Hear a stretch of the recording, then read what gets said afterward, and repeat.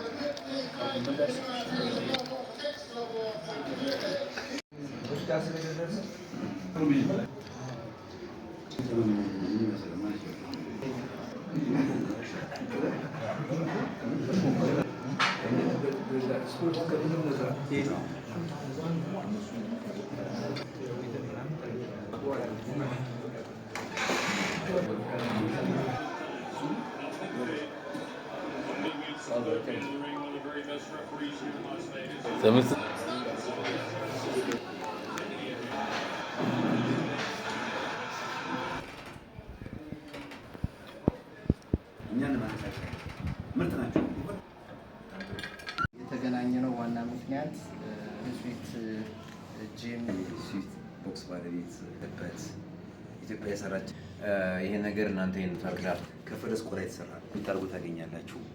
$10,000 እና የሚሸጥ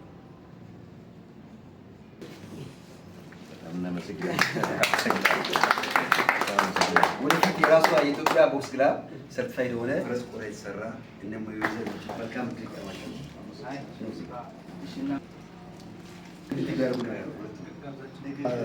በእድሜ ትንሽ በልጣዋል። ለብዙ ሰዎች ዲሲፕሊን የሚሆን ልጅ ነው እና ደግሞ አክባሪ ትችላላችሁ። ግጥም ሁላ ጽፌለታለሁ ለመስፈኔ እና እናመሰግናለን።